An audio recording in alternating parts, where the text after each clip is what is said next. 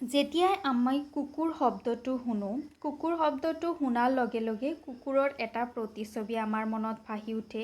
কুকুৰ বুলি ক'লে আমাৰ মনত মেকুৰী, চৰাই বা গছ-গছনিৰ কথা কেতিয়াও ভাহি নুঠে। আমাৰ মনত আহে কুকুৰ কেনেকুৱা হয়, সাধাৰণতে ক'লা, মিডিয়াম হাইটৰ হয়, কুকুৰে ভুকে, এইবোৰ কথা আমাৰ মনত আহে। আমি যেতিয়া যিকোনো এটা বস্তুৰ নাম শুনো, তেতিয়া আমি সেই বস্তুটোক অনুভৱ কৰোঁ, সেই বস্তুটোৰ প্ৰতিচ্ছবি আমাৰ মনলৈ আহিব পাৰে। ঠিক তেনেদৰে যেতিয়া স্তন্যপায়ী প্ৰাণীৰ কথা কোৱা হয়, স্তন্যপায়ী প্ৰাণীসমূহে মাকৰ গাখীৰ খায়। স্তন্যপায়ী প্ৰাণীসমূহৰ গা নোমেৰে আবৃত থাকে, কাণটো বাহিৰৰ পিনে থাকে স্তন্যপায়ী প্ৰাণীৰ ক্ষেত্ৰত। স্তন্যপায়ী প্ৰাণী বুলি ক'লে ইয়াৰ এই বৈশিষ্ট্যসমূহ আমাৰ মনত আহে।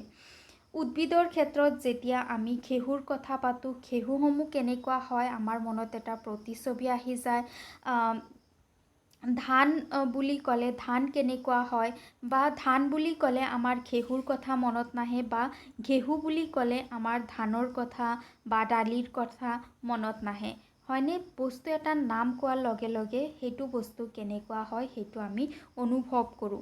কুকুৰ, মেকুৰী, স্তন্যপায়ী, ঘেঁহু, ধান, উদ্ভিদ, প্ৰাণী শব্দবিলাক দৰাচলতে আমাৰ জীৱ বিজ্ঞানৰ অধ্যয়নৰ সুবিধাৰ্থে কৰি লোৱা কিছুমান ভাগহে।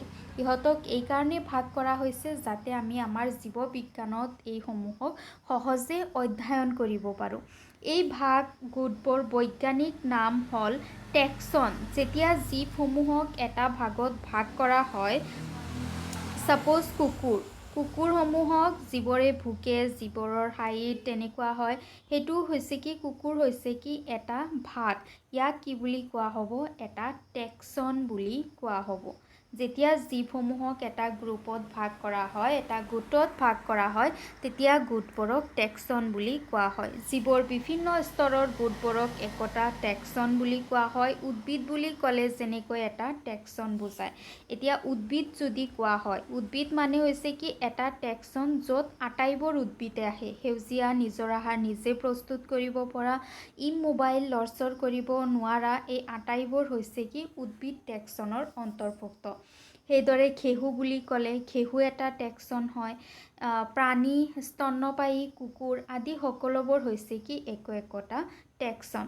কিন্তু তুমি জানা যে কুকুৰ এটা স্তন্যপায়ী জন্তু আৰু সকলো স্তন্যপায়ী জীৱই হ'ল প্ৰাণী। গতিকে প্ৰাণী, স্তন্যপায়ী আৰু কুকুৰ বিভিন্ন স্তৰৰ একোটা টেক্সন। গতিকে যদি স্তন্যপায়ী প্ৰাণী বুলি কোৱা হয়, টেক্সনসমূহৰো আকৌ একোটা স্তৰ থাকে। প্ৰাণী যদি এটা টেক্সন হয় আৰু প্ৰাণীৰ ভিতৰত যদি স্তন্যপায়ী প্ৰাণীসমূহ আহে, তেতিয়াহ'লে স্তন্যপায়ী প্ৰাণীসমূহ হৈছে কি এই টেক্সনৰ ভিতৰৰ একোটা স্তৰ। গতিকে চাৰিত্ৰিক বৈশিষ্ট্যৰ ওপৰত ভিত্তি কৰি সকলো জীৱকে কিছুমান টেক্সাত ভাগ কৰিব পাৰি। শ্ৰেণী বিভাজনৰ এই পদ্ধতিক বৰ্গীকৰণ বুলি কোৱা হয়। জীৱৰ চৰিত্ৰ কেনেকুৱা, জীৱৰ বৈশিষ্ট্য কেনেকুৱা, জীৱৰ একোটা নিৰ্দিষ্ট কোৱালিটি, বৈশিষ্ট্য মানে কি একোটা নিৰ্দিষ্ট কোৱালিটি যিয়ে জীৱটোক বেলেগ জীৱৰ পৰা বেলেগ কৰে। এইসমূহৰ ওপৰত নিৰ্ভৰ কৰি যেতিয়া জীৱসমূহক একোটা গ্ৰুপত ভাগ কৰা হয়, তাক বৰ্গীকৰণ বুলি কোৱা হয়। জীৱবোৰৰ বাহ্যিক আৰু আভ্যন্তৰীণ গঠন, কোষৰ গঠন, বিকাশ, পৰিস্থিতিক সূচনা আদিয়ে হ'ল আধুনিক বৰ্গীকৰণ অধ্যয়নৰ ভিত্তি। আধুনিক পদ্ধতিত যেতিয়া জীৱসমূহক শ্ৰেণী বিভাজন কৰা হয়, তেতিয়া জীৱসমূহৰ আভ্যন্তৰীণ গঠন, ইণ্টাৰনেল ষ্ট্ৰাকচাৰ কেনেকুৱা হয় সেই বিষয়ে চোৱা হয়। জীৱসমূহৰ বিকাশ কেনেকৈ হয়, কোষৰ গঠন আকৃতি কেনেকুৱা হয়, ইহঁতে পৰিস্থিতি তন্ত্ৰৰ কোনটো জীৱৰ ওপৰত নিৰ্ভৰ কৰি আছে বা কোনটো জীৱে ইয়াৰ ওপৰত নিৰ্ভৰ কৰি আছে, তাৰ ওপৰত ভিত্তি কৰি জীৱসমূহক ক্লাছিফিকেশ্যন কৰা হয়। এতেকে বৈশিষ্ট্যকৰণ, চিনাক্তকৰণ, নামাকৰণ, শ্ৰেণী বিভাজন আদিয়ে হ'ল বৰ্গীকৰণৰ ভিত্তি। প্ৰথমতে জীৱসমূহৰ বৈশিষ্ট্য চোৱা হয়। জীৱসমূহৰ নিৰ্দিষ্ট কোৱালিটি চোৱা হয়। কোৱালিটি চাই পেলাই জীৱসমূহক চিনাক্তকৰণ কৰা হয়। চিনাক্তকৰণ কৰাৰ পিছত জীৱসমূহক নিৰ্দিষ্ট নাম দিয়া হয় আৰু বিভিন্ন নাম দি পেলাই জীৱসমূহক একোটা বৰ্গত শ্ৰেণী বিভাজন কৰা হয়। মানুহে সদায় বিভিন্ন জীৱৰ বিষয়ে, বিশেষকৈ নিজৰ কামত অহা জীৱবোৰৰ বিষয়ে জানিবলৈ উৎসুক। এতিয়া নিজৰ কামত অহা, যেনেকুৱা গৰুৰ আমি গাখীৰ পাওঁ, ছাগলীৰ পৰা আমি গাখীৰ পাওঁ, মাংস পাওঁ, এইবোৰ হৈছে কি জীৱৰ কামত অহা জীৱ। আৰু জীৱৰ কামত অহা জীৱৰ জীৱ আছে, সেইবোৰৰ বিষয়ে জীৱে আৰু বেছিকৈ জানিবলৈ বিচাৰে। কিন্তু আগৰ দিনত যিবোৰ মানুহ আছিল, আগৰ দিনৰ মানুহসমূহে জীৱৰ ওপৰত কিহৰ কাৰণে নিৰ্ভৰ কৰিছিল? আগৰ মানুহে জীৱৰ ওপৰত মৌলিক যিবোৰ আমাৰ প্ৰয়োজনীয়তা আছে, খাদ্য, কাপোৰ, আশ্ৰয়, এইবোৰৰ কাৰণে জীৱৰ ওপৰত নিৰ্ভৰ কৰিছিল। গতিকে তেওঁলোকে বৰ্গীকৰণৰ মূল ভিত্তি আছিল বিভিন্ন জীৱৰ ব্যৱহাৰ।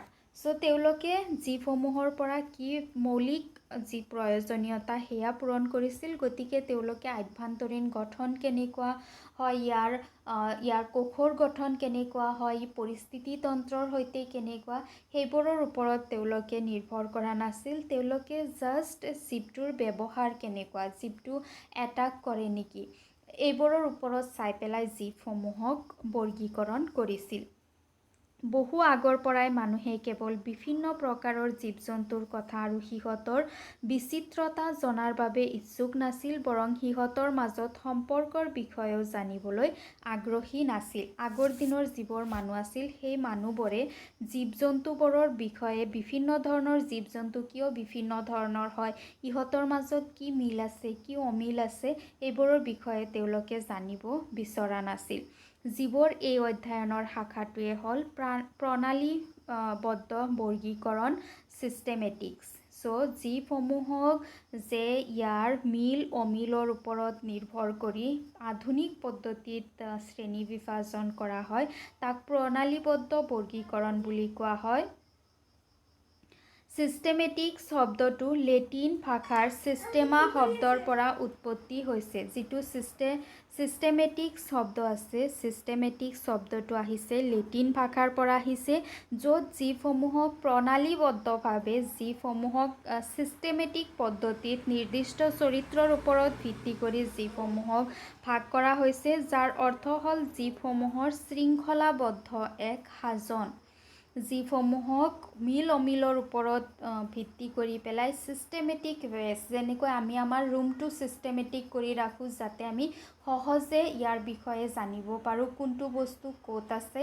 তেনেদৰে জীৱসমূহকো বিভিন্ন চৰিত্ৰ, বিভিন্ন বৈশিষ্ট্য, আভ্যন্তৰীণ গঠন, কোষৰ গঠন, এইবোৰৰ ওপৰত ভিত্তি কৰি শৃংখলাবদ্ধভাৱে ইয়াক শ্ৰেণী বিভাজন কৰা হৈছে আধুনিক পদ্ধতিত, আৰু যাক প্ৰণালীবদ্ধ বৰ্গীকৰণ বুলি কোৱা হয়।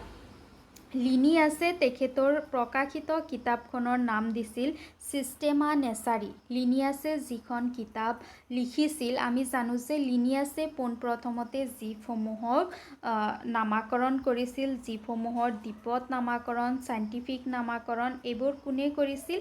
লিনিয়াছে। লিনিয়াছে এইবোৰৰ বিষয়ে এখন বুক লিখিছিল, যাৰ নাম হৈছে ছিষ্টেমা নেচাৰি। ছিষ্টেমা নেচাৰি যিখন বুক আছিল, সেই বুকখনত তেওঁ জীৱসমূহৰ বিষয়ে লিখিছিল। জীৱসমূহৰ লিনিয়াছে তেখেতৰ প্ৰকাশিত বুকখনৰ নাম দিছিল ছিষ্টেমা নেচাৰি, আৰু পিছলৈ চিষ্টেমেটিক্সৰ পৰিসৰ বৃদ্ধি কৰি তাৰ ভিতৰত জীৱৰ চিনাক্তকৰণ, নামাকৰণ, বৰ্গীকৰণ বিষয়কেইটা অন্তৰ্ভুক্ত কৰা হৈছে। লিনিয়াছে যেতিয়া ছিষ্টেমা নেচাৰি লিখিছিল, তাত কেৱল জীৱৰ শৃংখলাবদ্ধ বৰ্গীকৰণ আছিল, তাতে বেলেগ বস্তু নাছিল। কিন্তু তাৰ পিছত জীৱসমূহক যেতিয়া ক্লাছিফিকেশ্যন কৰা হয়, বৰ্গীকৰণ কৰা হয়, প্ৰথমতে জীৱসমূহক চিনাক্তকৰণ কৰিব লাগে, তাৰপিছত নামাকৰণ, আৰু তাৰপিছত কি কৰা হয়, বৰ্গীকৰণ। এইবোৰ বস্তু পিছত এড কৰা হৈছে লিনিয়াছৰ পিছত। চিষ্টেমেটিক্সত জীৱৰ ক্ৰমবিকাশাত্মক সম্বন্ধ, অৰ্থাৎ পূৰ্বপুৰুষৰ লগত থকা সম্পৰ্ক আলোচনা কৰা হয়। পূৰ্বপুৰুষৰ সৈতে থকা সম্পৰ্ক এইকাৰণে আলোচনা কৰিব পাৰি কাৰণ বৈশিষ্ট্যৰ ওপৰত ভিত্তি কৰি কৰা হয়। গতিকে জীৱসমূহ কেনেকৈ বিৱৰ্তন হৈছে সেই বিষয়ে জানিব পৰা যায়। যেনেকুৱা মানুহ আছে, মানুহসমূহ প্ৰথমতে কোনটো প্ৰজাতিৰ পৰা আহিছে, মানুহৰ আগতে কেনেকুৱা চৰিত্ৰ আছিল, যিবোৰ এতিয়া পৰিৱৰ্তন হয় মানুহ ৰূপত আহিছে, এই বিষয়ে জানিব পৰা যায় বৰ্গীকৰণৰ পৰা। সো আজি ভিডিঅ'ত ইমানখিনিয়ে। ভিডিঅ' ভাল লাগিলে লাইক কৰিবা, বন্ধু বান্ধৱৰ সৈতে ভিডিঅ' শ্বেয়াৰ কৰিবা আৰু চেনেল ছাবস্ক্ৰাইব কৰিবা। Thank U.